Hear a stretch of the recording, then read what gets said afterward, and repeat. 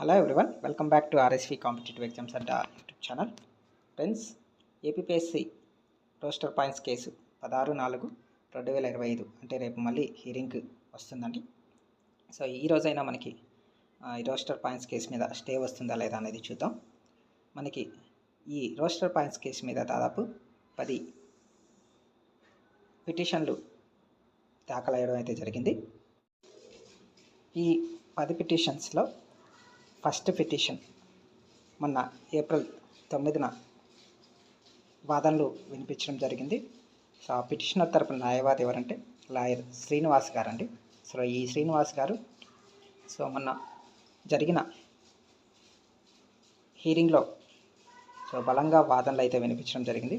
చాలా పాయింట్స్ ఆయన రైజ్ చేయడం జరిగింది. సో రోస్టర్ పాయింట్స్లో ఏ మిస్టేక్స్ ఉన్నాయి, ఎక్కడెక్కడ ఉన్నాయి, అలాంటి విషయాలన్నీ బాగా క్లియర్గా వాదించడం అయితే జరిగింది ఫ్రెండ్స్. ఈ లాయర్ శ్రీనివాస్ గారి యొక్క వాదనలు ఇంకా పూర్తి కాలేదు. అంటే రేపు 16వ తేదీ అయిన వాదనలు కంప్లీట్ చేయొచ్చు, లేదా నెక్స్ట్ డే అంటే 17వ తేదీ కూడా అయిన వాదనలు వినిపించే అవకాశం అయితే ఉంది.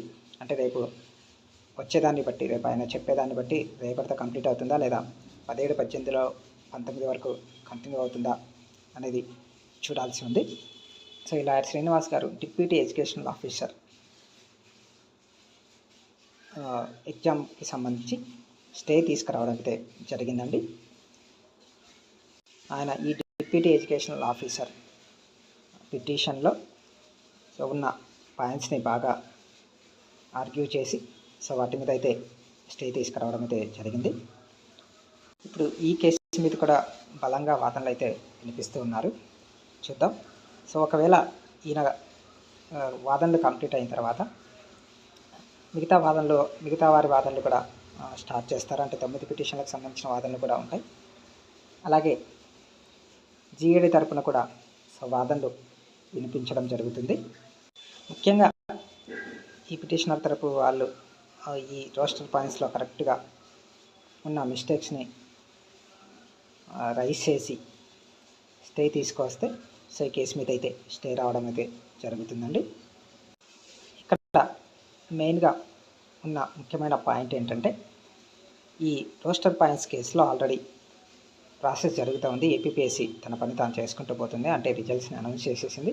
అలాగే సర్టిఫికేట్ వెరిఫికేషన్ కూడా పిలవడం అయితే జరిగింది. ఈ సమయంలో ఈ కేసు మీద స్టే వస్తే ఈ పరిణామాలన్నీ ఆగిపోతాయి. అంటే సర్టిఫికేట్ వెరిఫికేషన్కి సంబంధించిన విధానం కూడా ఆగిపోతుంది. ఫర్దర్గా ఏవి జరగాలన్నా అదంతా ఆగిపోయే అవకాశం ఉంది.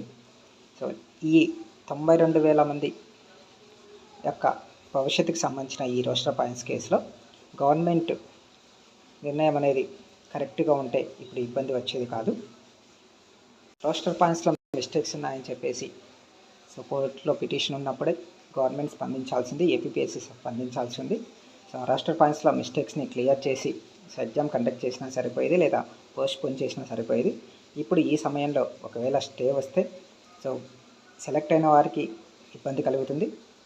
అలాగే సెలెక్ట్ కాని వారికి స్టే రాకపోతే వాళ్ళకి ఇబ్బంది కలుగుతుంది. ఎందుకంటే ఈ రోస్టర్ పాయింట్స్లో ఖచ్చితంగా మిస్టేక్స్ ఉన్నాయని చెప్పేసి మనకు తెలుస్తుందండి. ప్రతి ఒక్కరూ ఈ కేసులో ఏం జరుగుతుంది అనేది కంటతగా అయితే వెయిట్ చేస్తున్నారు. ఈ మే నెలలోనే, అంటే మే లోపలే ఈ కేసులో వాదనలు జరిగేసి కంప్లీట్ అయిపోయి దీని మీద ఒక క్లియర్ కట్ ఐడియా వస్తే బాగుంటుంది. ఎందుకంటే మే తర్వాత మళ్ళీ కోర్టుకి సెలవులు వస్తాయి కాబట్టి అంతలోపలే ఈ గ్రూప్ 2 కేసు మీద ప్రతివాదనలు జరిగి ఒక ఫైనల్ క్లారిటీ అనేది వస్తే బాగుంటుంది. చూద్దాం ఏం జరుగుతుందో.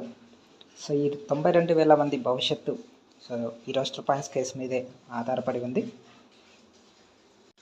గవర్నమెంట్ ఎగ్జామ్ కండక్ట్ చేసే ముందే ధర్నాలు చేసేటప్పుడే దీని మీద స్పందించింది.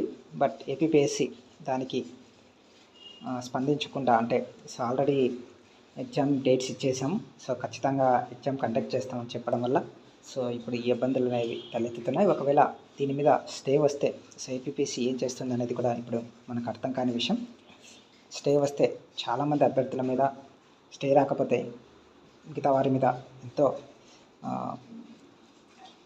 భవిష్యత్తు మీద ప్రభావం అయితే చూపించే అవకాశం ఉంది. ఓకే, కాబట్టి చూద్దామంటే రేపు షేరింగ్లో ఏం జరుగుతుంది ఏంటి, సో స్టే వస్తుందా రాదా అనే విషయాలు రేపు మనకు తెలుస్తాయి. సో రేపు హియరింగ్లో ఏం జరగబోతుంది అనేది నేను క్లియర్గా అంతా అయిపోయిన తర్వాత మీకు సో వీడియో రూపంలో అయితే చెప్పడం జరుగుతుంది. సో కాబట్టి మన ఛానల్ని అయితే తప్పకుండా సబ్స్క్రైబ్ చేసుకోండి. ఓకే, ఇదండి దీనికి సంబంధించిన ఇన్ఫర్మేషన్. వీడియో నచ్చినట్లయితే తప్పకుండా లైక్ చేయండి, షేర్ చేయండి. అలాగే మన ఛానల్ ఫస్ట్ టైం చూస్తున్నట్లయితే ఛానల్ తప్పకుండా సబ్స్క్రైబ్ చేసుకొని పక్కన బెల్ సింబల్ ఉంటుంది, దాన్ని తప్పకుండా యాక్టివేట్ చేసుకొని ఫ్రెండ్స్. Thank you.